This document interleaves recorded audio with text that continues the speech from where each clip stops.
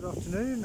My name's Paul Smith. I'm the Head of Education at the National Botanic Garden in Wales, which is where we are, and I'm going to take you on a brief tour of the Botanic Gardens for the U3A Lincolnshire. Yeah, first off, we go past the Apothecaries Hall. It's got a full chemist in there, full chemist building, a few skeletons and all kinds of bits and pieces. And we move from there into the Apothecaries Garden. Everything here is bilingual, so we've got our signs in Welsh and in English. We got steps. This garden's been built over the last couple of years. It's even got some new sculptures in there. This is a particularly nice one that's appeared over the last month or so. There's sculptures all around the garden. That's one of the old farmhouses, and we go up and there's another sculpture hiding there, a big old mortar and pestle.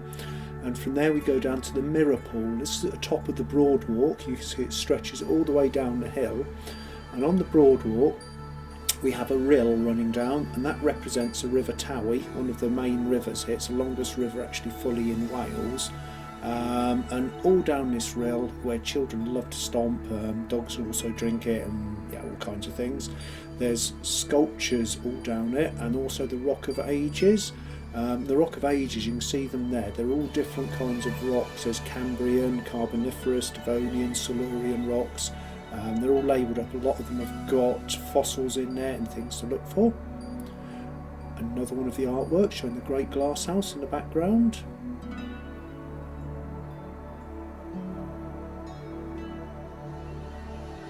And various beds. Another artwork in the background there, mini Stonehenge. That's a double wall garden. The Science Centre's up on the hill there where I work. And another chunk of the Rock of Ages.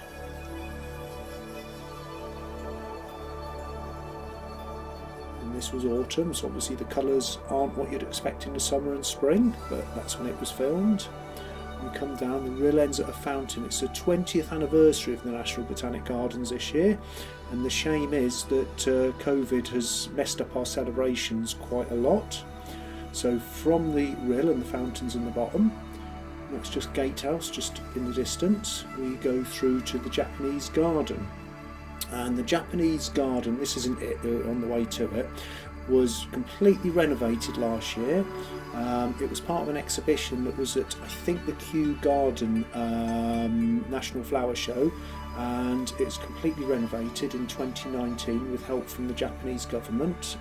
Japanese embassy in London helped out, and also the Japanese school in Cardiff sent a load of students down. So we've got the Ori, the tea house.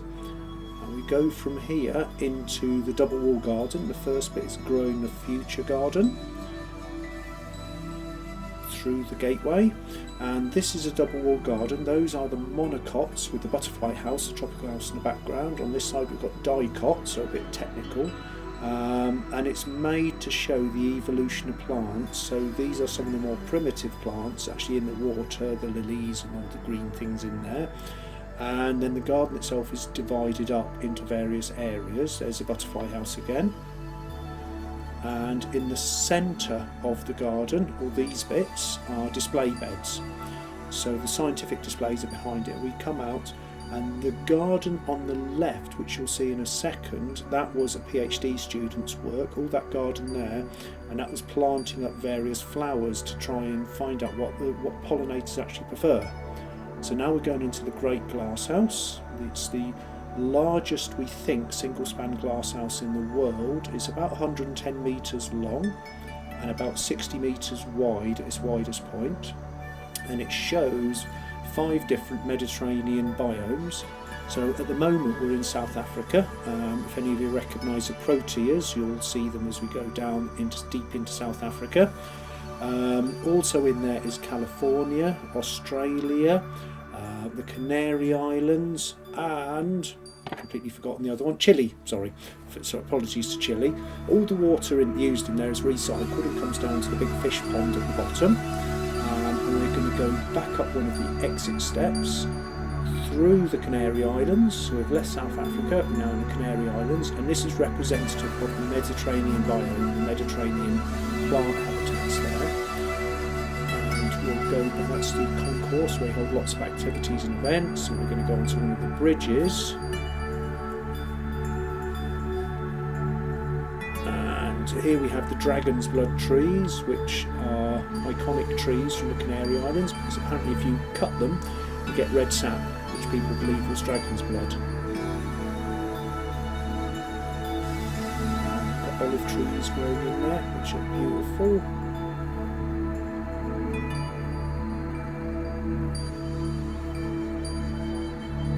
And at the moment, due to COVID, we've had to put one-way systems into all of these buildings.